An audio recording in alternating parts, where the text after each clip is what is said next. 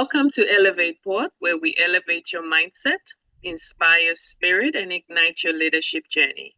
This podcast is brought to you by Elevate Leadership Services. My name is Pearl. And I'm Chibochungo. We are the co-founders of Elevate Leadership Services and the hosts of Elevate Port. The Elevate Port is dedicated to inspiring and empowering listeners. We focus on minorities and immigrants. We offer tools, resources, and pathways to foster personal and professional development.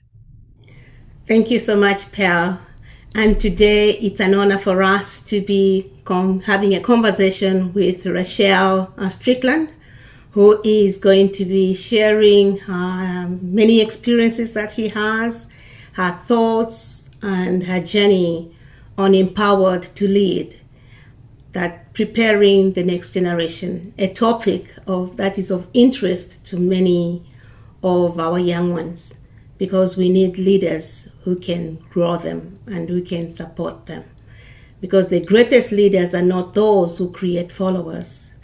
The greatest leaders are those who create more leaders that can stand and go to empower the next generation as well for themselves. So what if leadership is not a position but a preparation? What if it's a true measure of your success, not your achievement, but who you raise? Today, we are not just talking about leadership. We are talking about legacies. We are talking about empowering voices that will shape the future for you and for me, long after we are gone.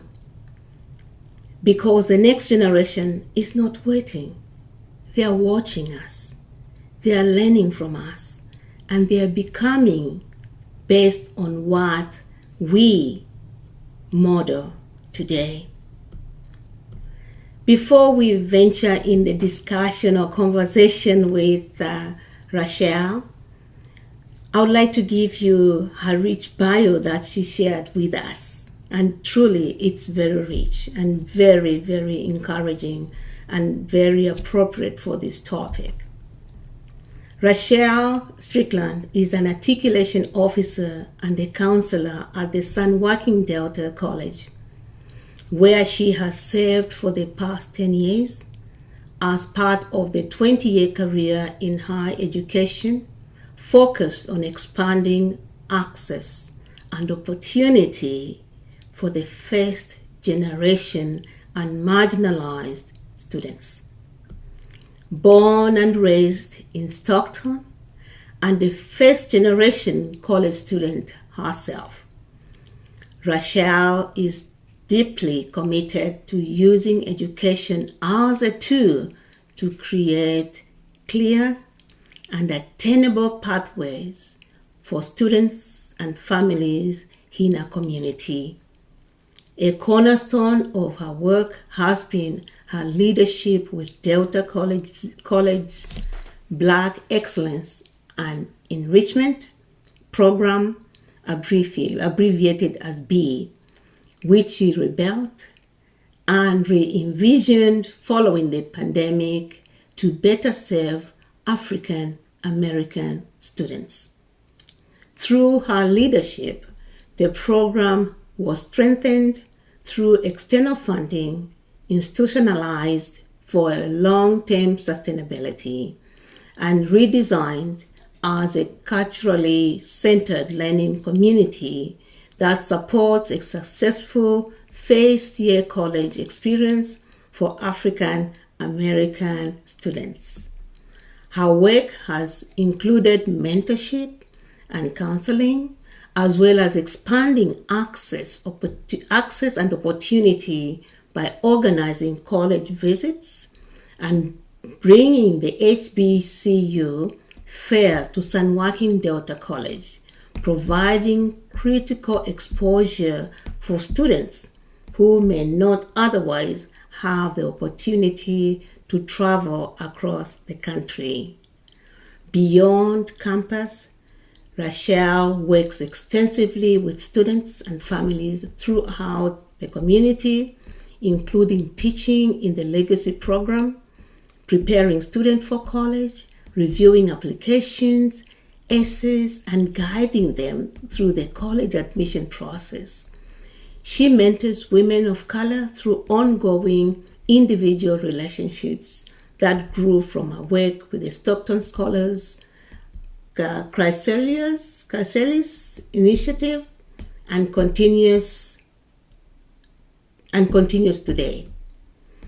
A dedicated member of the Stockton alumni chapter of Delta Sigma Theta Sorority, Inc., she actively supports and helps carry out the organization's first point pragmatic trust through service, advocacy, technology, support, and community engagement. Guided by a belief in taking what many seems unattainable and making it achievable, Raichelle is committed to empowering individuals with information and support needed to change the trajectory of their lives and the lives of their families. Kudos to you. Being recognized for this work is deeply meaningful, as service is not just what she does, it is who she is.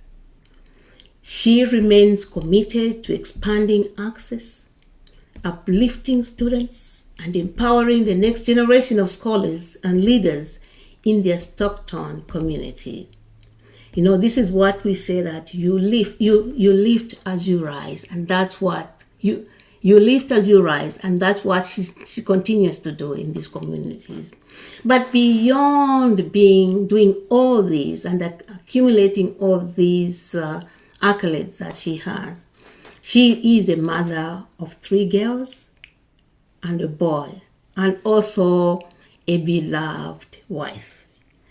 Raichelle, anything I left out from your rich resume? No, that sounds great.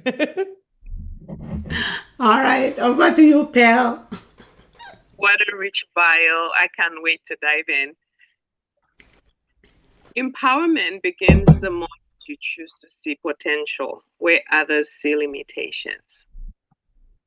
Take a moment and think about the leaders who have shaped your life, not just what they said, but how they made you feel.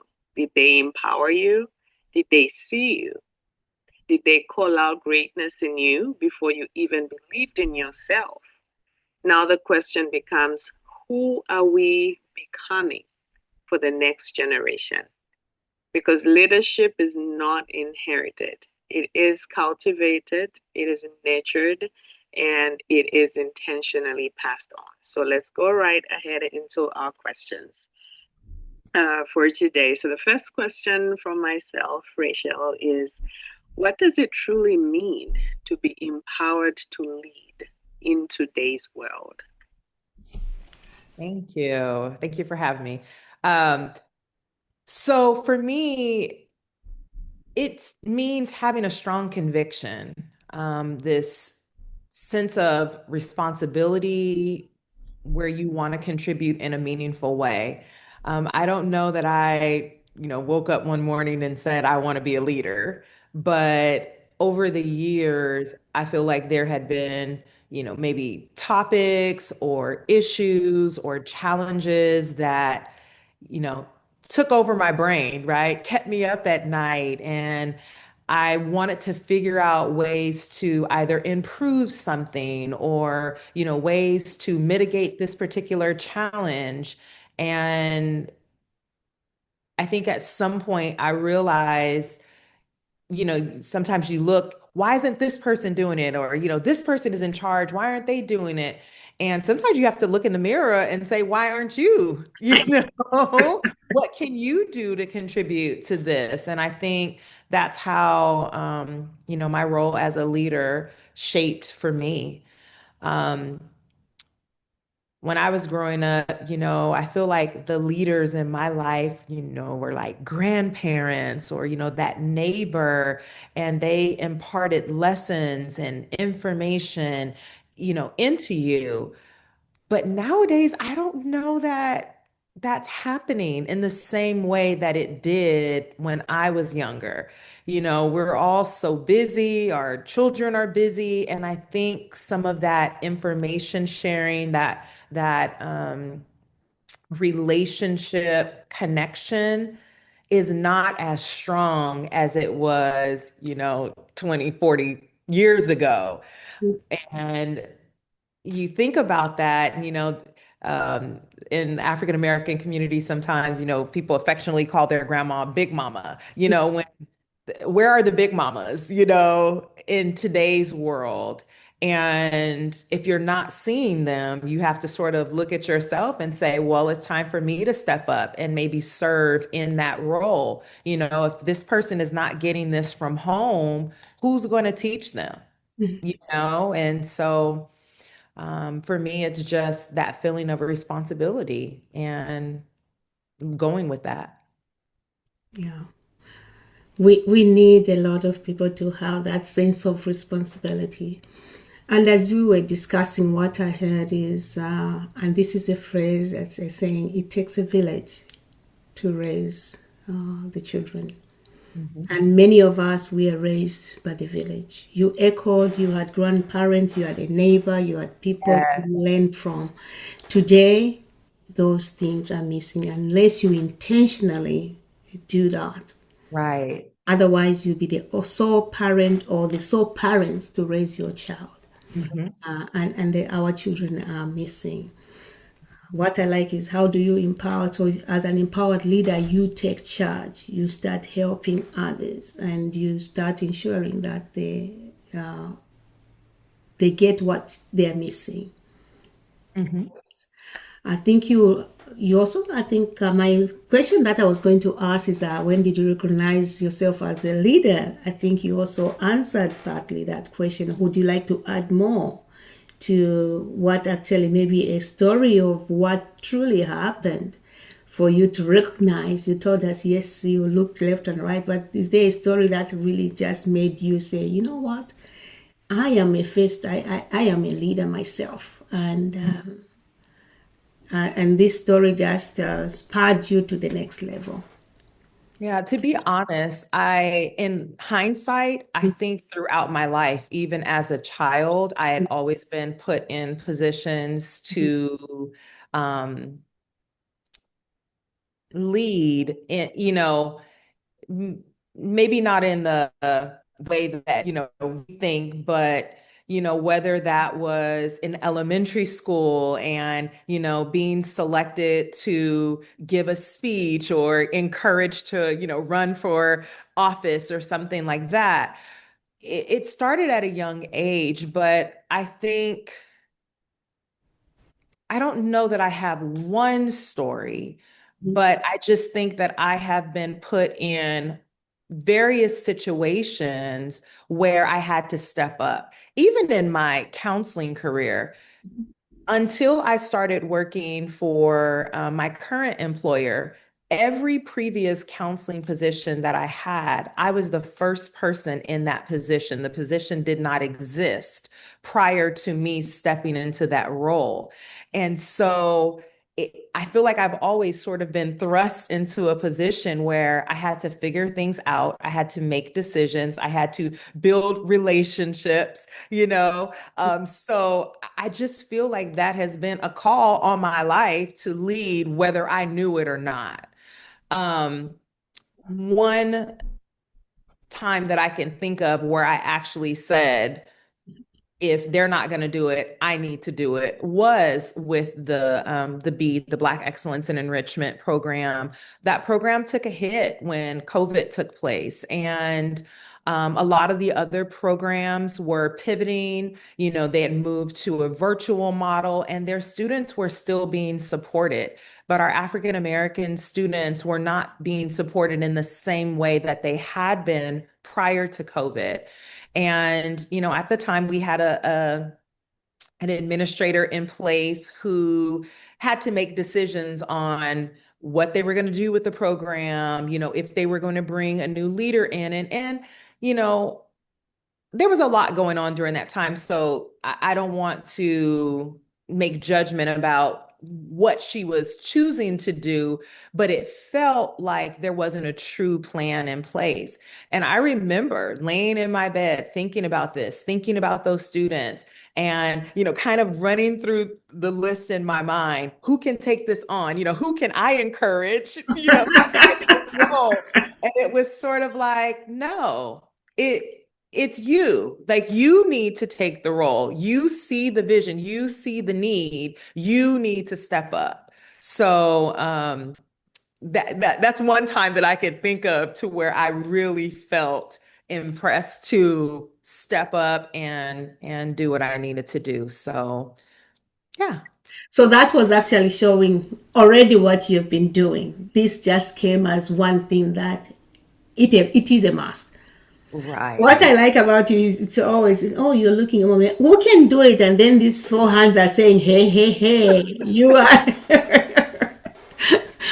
Wonderful. Thank you.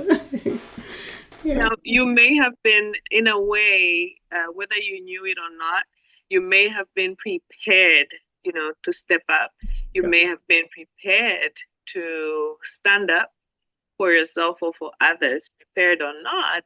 Now, I'm wondering if our next generation is prepared enough, to step up the way that you did. So my next question is, what are the biggest gaps you see in how we're preparing the next generation for leadership? Yeah, this is tough because this is really going to take a collective effort to shift and really fill in these gaps. But I think we focus a little bit more on achievement more than leadership. Yes. So, we constantly, reward our young people for getting good grades or test scores or their individual accomplishments, but the amount of energy that we put into ensuring they are reaching their academic goals, we don't put that same amount of energy into teaching them things like leadership, conflict management, decision making, some of those skills that we need as leaders, right? Delegating is a big one. That's one I struggled with for years, right? So it's like we're creating these high academic performers, but not necessarily effective leaders. Yeah. I would also say maybe just being able to practice what we would call real leadership. Our kids, we teach them, we stand in that classroom, we tell them all the things that they need to do, but sometimes we shy away from allowing them that practical application. Let them take a lead on a project. If they're a part of a club, let them manage the budget. Are they running the meeting, or are we as the advisor, running the meeting? Giving them just opportunities, even within our community, to provide like authentic solutions and just things like that. We don't really give them that practical application. So it's like they need to learn by doing, not just by observing and hearing what we're saying. Yes. So I think that's, another area where we're struggling.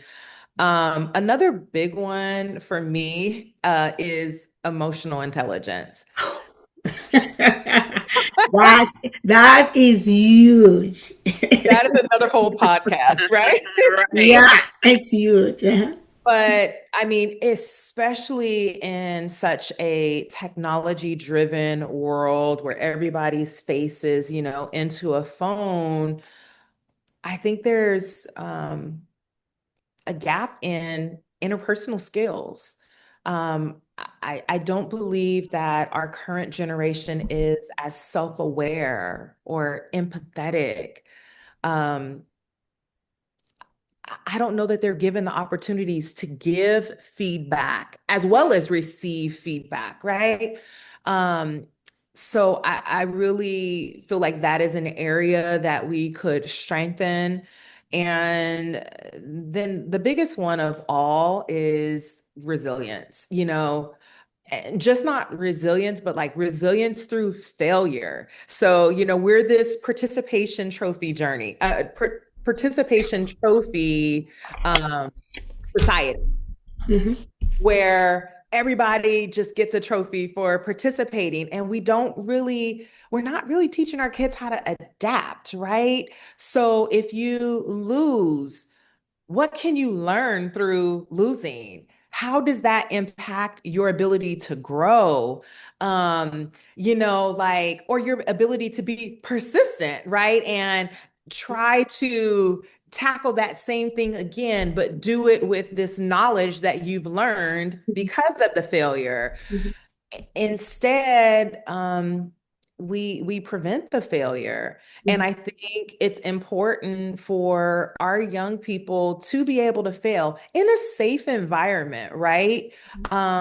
But to be able to fail in order to grow and learn and then be able to lead others. So those are just some areas I could probably keep going on, but just a couple of things that are at the top of my list. I really would love for us to be able to just build a more resilient, emotionally intelligent, group of leaders. I think you've raised a lot of wonderful points in the generation that is coming. Is I see it. I think everywhere that I've worked, and I see that the partnership between the university and the workplaces that we are having, Mhm. I think that those partnerships are not there because, yeah, as you said, we are rewarding everywhere. It's not only university, it's not even in workplaces. We reward performance. And the only time they start getting feedback is when you're not doing well, when we have to reprimand you, or when Right, it comes to now we are going to give you a grade to decide how much percentage I'm going to give you to be able to get your pay increase or anything like that. right, right. So we don't have because the university are not teaching these skills. No. Neither is the work when they come, they give you responsibilities. Hey, you're going to have 10 people under you. This person has never led anybody, has never done anything, but you give them responsibilities that are very, very hard to maneuver, right? And therefore, we are graduating people until we can bring those soft skills and become part of the things in terms not of in classroom, but in modeling, as Mhm. you pinpointed areas where they can model. And Chibwe, I honestly think it even goes back to like our K through 12. Mhm, These mhm, are these are lessons that we can impart even at an early age, because mhm, what I'm seeing is by the time they get to that college level, mhm, they have built up a real fear mhm, of mhm. failing, so they don't want to try anything. No. I No. remember a colleague talking to me about her particular class, and her class has kind of like a community engagement piece. Mhm, And students can actually get paid to do some of the things that they're doing. And mhm, it's like they wanted to learn about it, mhm. but they were too scared to do. Well, not yet. There's this resistance to even try, like, scared to take a risk. And I think if we start building that, kind of like I said, allowing them to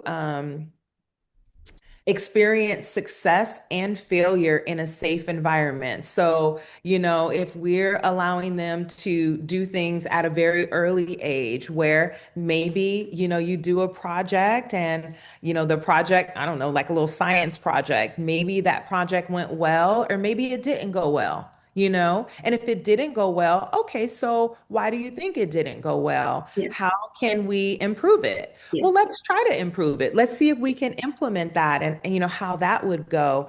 I think even at that small age, if they're learning those little things and having those experiences, they keep building and building and building. So, like you said, by the time they're in the work world, if they're in charge of a project and that project doesn't go well, they can recover from that. They can reflect, figure out what they need to do differently. If there's negative feedback being provided, they can accept that in a way that doesn't tear them down.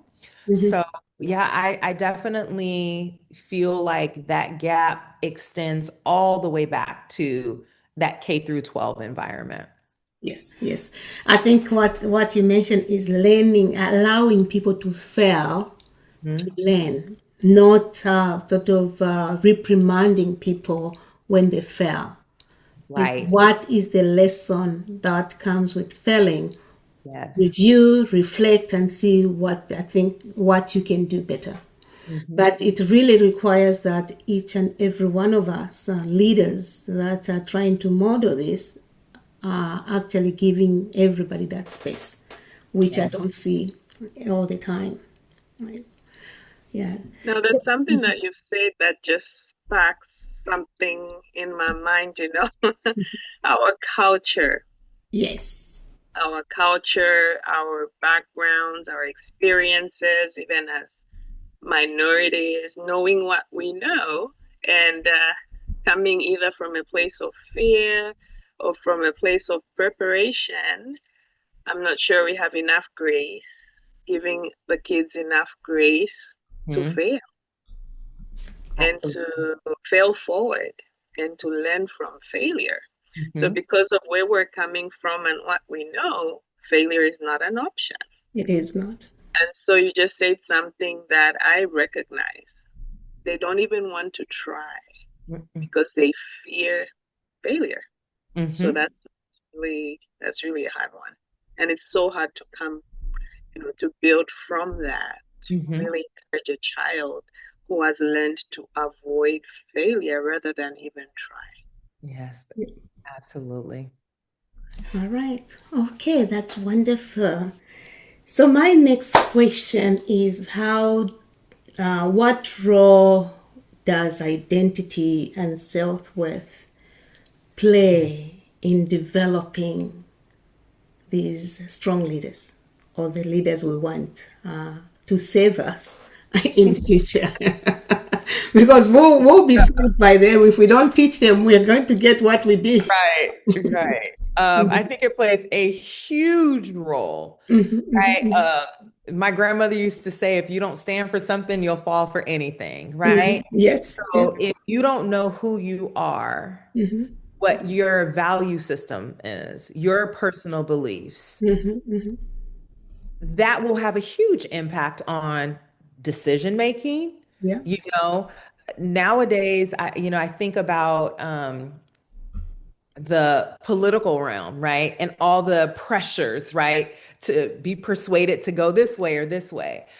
When you know who you are, you can resist conforming, right? Because when something does not align with your beliefs, your value system, Mhm, it's mhm. easy to not, conform. Correct. And I think the same thing with your self-worth. When you know who you are, when you're confident in who you are, Mhm, when you know that you're capable of making a difference, that your voice matters, um, you're able to accept mistakes correct. and you don't personalize it. Correct. A project may have failed, but that doesn't make me a failure. Correct. I'm still in it for a purpose. I still can offer value to, whatever the situation is. So I think it plays a huge role, and especially for our minorities. Mhm. Um, Many times, we have the word is escaping me right now. Um, but it's almost like we self-sabotage, right? Sometimes we don't think that, Yeah, we're with good enough or, have the worth in that situation. So Or this is system. a, hmm? Imposter syndrome. Imposter Imposter syndrome, syndrome. Thank right? you, Pearl. I couldn't get it out. It left my brain. But yes, so knowing who you are, knowing your worth and value is going to play a huge role in your leadership style. I think in your leadership in general. So I definitely think that these are areas that we have to develop our young people in so that they're confident. I mean, many of them, if you think about, who you were at 19 or, 18, you're still trying to find yourself. But if you have someone there, mentoring you and guiding you and also just adding value to your thoughts and what you have to say. I think we can help develop that so that they can carry this into their leadership. Yes. Yes. And we need that. Mm-hmm. We need advocates. Mm-hmm. We need lots of mentors with a heart, Yes. not just people who will be there to tick a box. Right. Yeah, it sounds to me like this is a joint effort that Mhm. we need to make as parents, educators, mentors. So my next question is, what leadership qualities will be most critical for the next generation? So I'm combining it two in one. And how can parents, educators, and mentors intentionally nurture this early? Yeah. I think I'm going to answer the second question first. We need to move from protecting our young people to preparing them. That's they say snap. Yeah, Say that I again. love that. I think, yes, I think we have, thank you. Yeah, we need to allow the struggle. We Mhm, need to allow them to problem solve. We mhm, need to be able to give them real responsibility for them to figure out. I can remember as a little girl, third grade, my brother was 4 years older than me, so he had to be maybe seventh grade at the mhm, time. My mom was a single mom. She went to work and we were responsible for the house. We were responsible for cooking our breakfast, making our lunch, making sure our chores were done, you know, all of that. mhm, And at the time, I did not realize how important that was going to be for me as an adult. My ability to critically think, to know who to answer the door for, not answer the door for, what to do if an emergency happens at home. All of those things were developed because my mom was a single mom and she had no choice but to leave us at home, right? mhm, So mhm, it's like we have to give our children, um, it may not be that exact situation anymore, but we need to allow them to have some real responsibility to figure things out in real time. yeah. And I think it's also important, for us as parents, educators, mentors, we need to model leadership.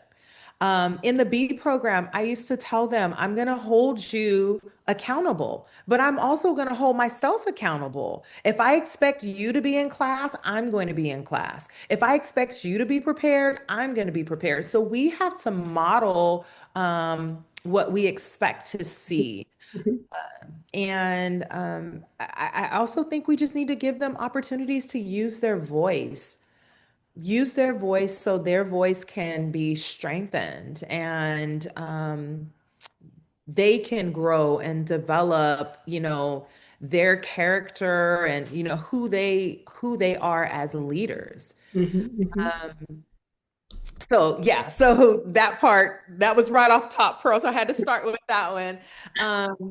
But the other part was about like their leadership qualities. Is that what I remember you saying? Okay. So leadership qualities. Mhm, Yeah. Yeah, I think going back to what I said earlier about emotional intelligence, you cannot be a leader without being able to connect to people, to understand people. There's no way that you're able to build trust. How can you navigate conflict if you don't have that emotional intelligence that is needed to connect. Mhm, So, mhm.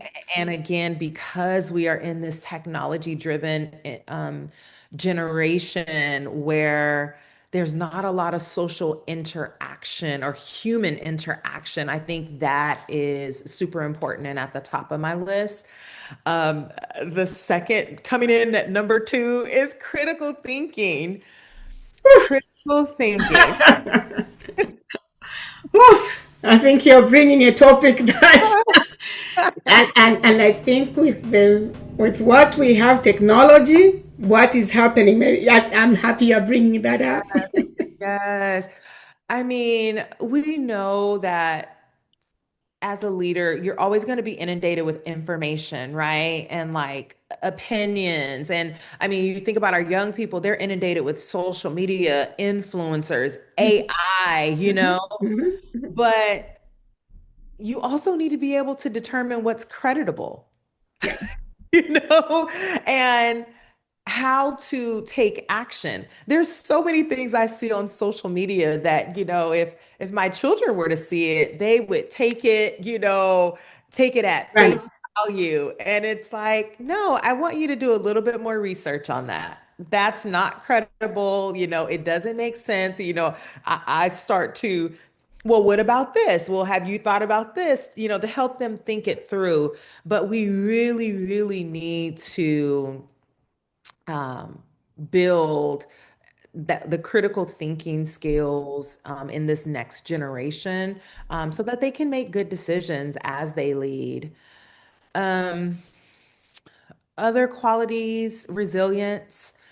Um, the Bible says the generations will become weaker and wiser. So, in so many ways, our youth are so smart, they're so skilled, but you also see emotionally, I don't feel like they are as strong as like our generations.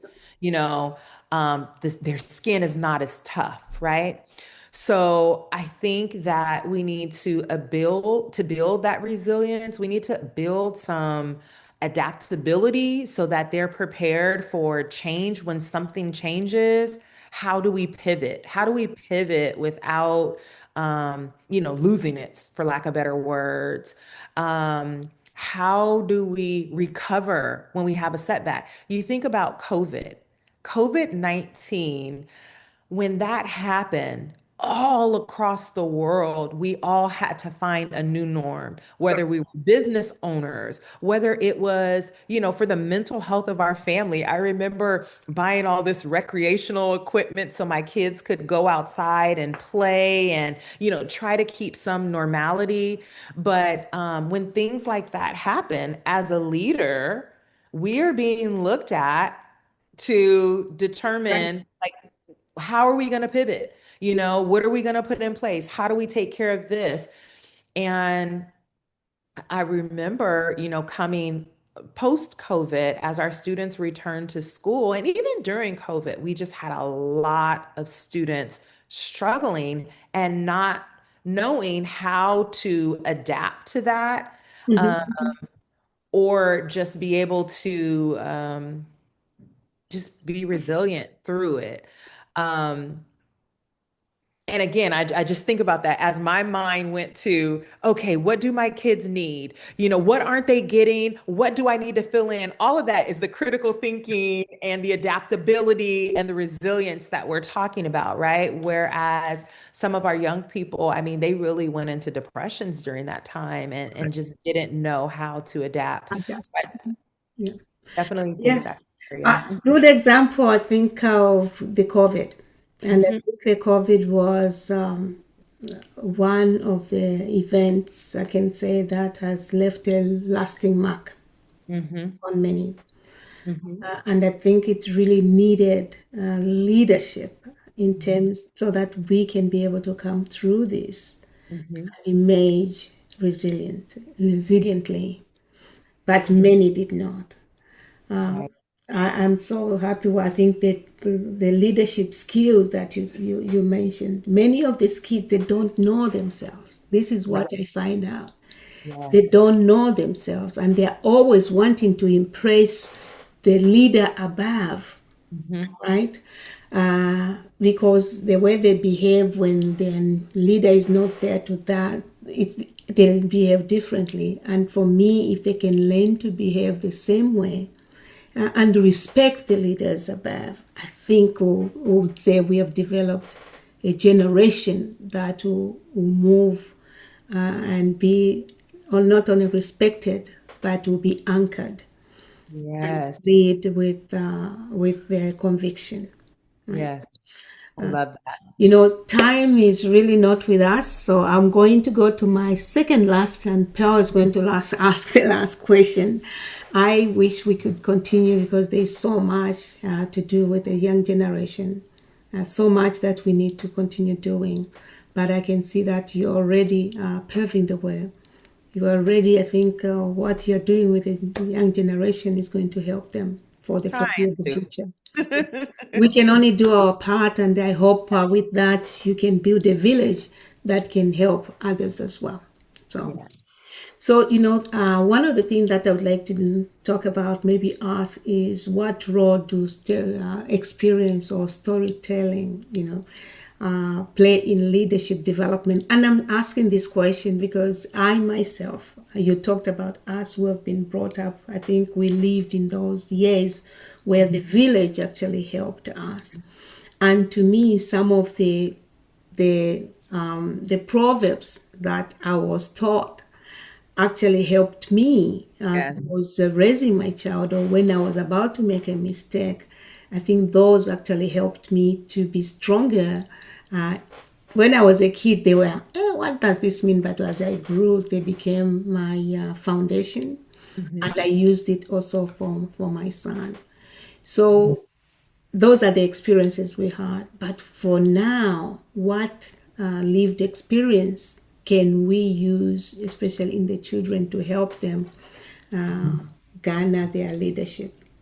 Yeah, I think our lived experiences is such a powerful like leadership tool. Mhm. It is definitely one that I use pretty regularly just to help make the connection. You know, when you young people are so pure in the sense that so when they see these leaders, they just automatically assume, that person has always been so confident and, so charismatic and, blah, blah, blah. They don't know the struggle, right? They don't know until you share your story about maybe failures or successes or what the struggle was. It was one thing that I always did at the start of every new cohort is to share my story. Um, you may see me here as an educated woman now, but when I graduated from college, I I was denied admission to every college that I applied to. Nowadays, community college can be a choice, right? It was not a choice for me. It was my only option. And I entered into community college not at college level. I had to take remedial classes to work and get myself to college level, right? And I feel like every part of my journey, I was a first generation on my dad's side. Every degree that I have, I was the first to accomplish that degree in my family. So it was not easy. You didn't always have someone at home that was able to guide you. But for me, those mentors were instrumental, right? And I do believe that I had a mentor at every point of my life guiding me. But I like to share that because I want them to understand, you may feel like you're struggling with writing that essay. I struggle with writing essays. Yes, yes, yes. And this is what I had to do to overcome that. This is the work that I put in to be proficient in this. And so I don't think that you get that type of real world human connection unless you share where you come from, what you've experienced. And I also like them to share with me. I don't do it publicly, but I have like an intake form that I have my students fill out at the beginning of the semester. And one of the questions that I ask them is, what do you want me to know about you? And I feel like that has been such a powerful tool for me in my classroom because students have shared things like, I suffer from anxiety. So when I'm called on, that makes me shut down. So it's been able to create a classroom where I feel like everyone is comfortable because they have shared with me, the things that I need to know. So I said all that to say, I think it's important to be able to get to know not only your leader, so you understand what their journey has been, but then also you get to know that individual that maybe you're mentoring or guiding to better be able to help them through their journey. Wonderful, wonderful. Yes, and that you did that through storytelling. Yes. And exactly that's what we're doing here. I do that a lot. It's about story, it's about storytelling, and Yes. that is your experience. You are talking about experience, what I've experienced. I'm here, not as you said, I'm here. You see me so confident, but hey, let me give you my picture of yesterday.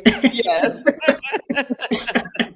to see the real me, so you're running the film and say, let me go. No, that's very good. And this is what Elevate Pod is all about. These are the stories we want to hear so that students can learn that, you know what, people didn't just sprang to the top. They Yes. gradually learned and they had people to help them in the way. Sure. Yes. So thank you for that.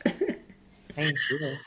Very, very wonderful response there, not just for the young ones, even for us adults too. I must say, it never ends. So it's something that is ongoing. You just drew me into your story right there. Felt like you were talking to me, and I'm sure many others. It comes up whenever we're stepping into new spaces, new positions, maybe new business, any new endeavors. We step into that space. We see people that have walked the path, and sometimes we don't lean in to hear of those challenges that they had to overcome. It just looks rosy until you start to walk the path or you hear their story. So thanks for saying that. And so as we before you go to the next question, I think as you talk about it, we just say, I said, like, if you're listening to AI, they'll say, "Oh, I'm making $6 million." You just hear up there. Oh, you can make so much money. So say, what process did you go through? Right. Right.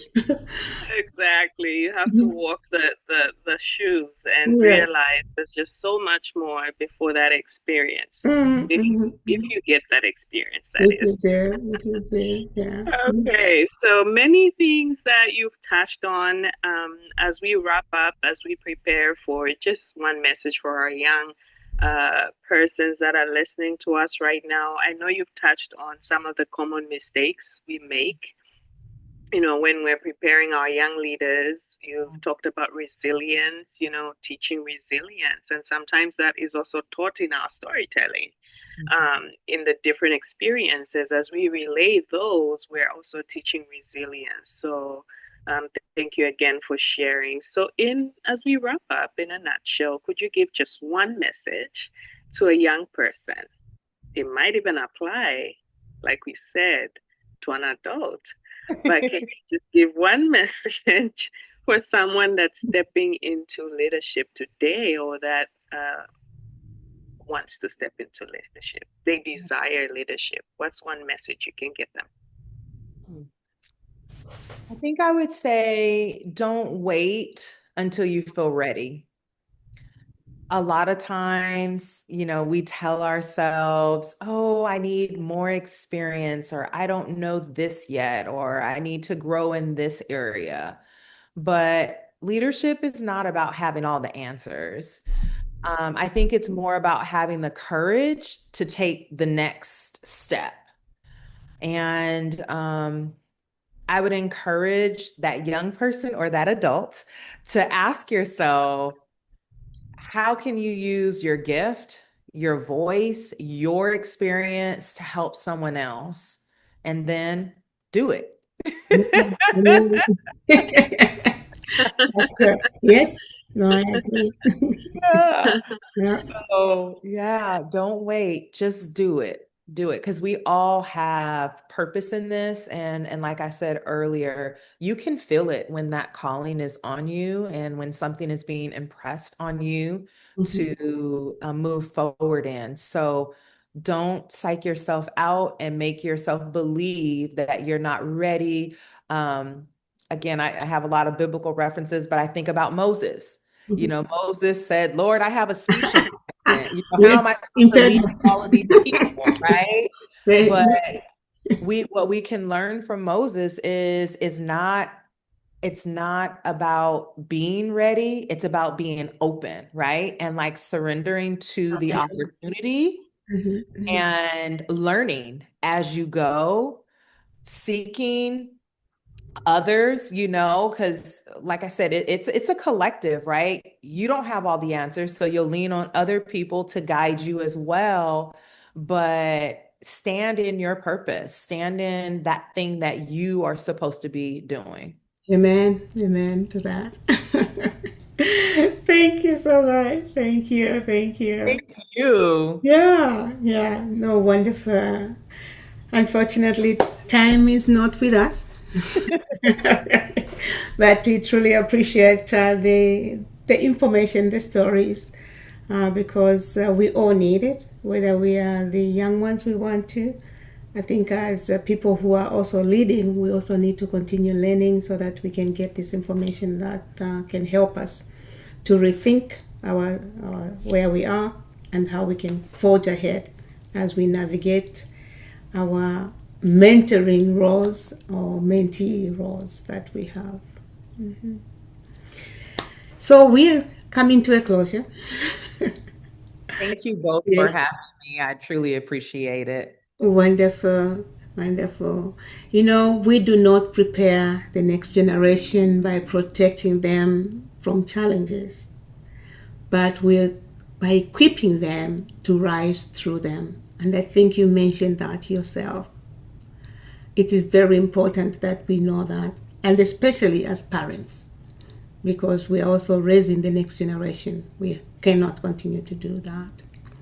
So, as we close today's conversation, we have to remember this, that leadership is not something we wait to pass on. It is something we actively build every single day that we have our breath, in our words, in our actions, in how we choose to see and support others.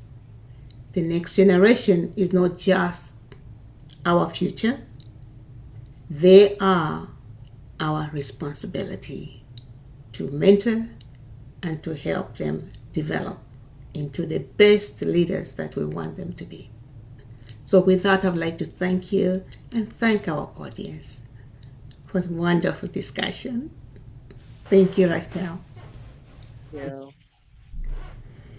Thank you again for such a wonderful, wonderful discussion. As we wrap up, let's remember that leadership is not just about having a voice, it's about using your voice to lift others. At Elevate Port, we believe that growth begins from within. And today's reminder is simple. If you want strong leaders tomorrow, be intentional leaders today. Amen. Speak life, model courage, create space for others to rise. Because leadership that is empowered is leadership that multiplies. Amen. We hope to see you in the next episode. Thank you again for joining us on this journey to elevate and inspire. Until next time, lead with purpose and grow with passion. Thank you. Thank you.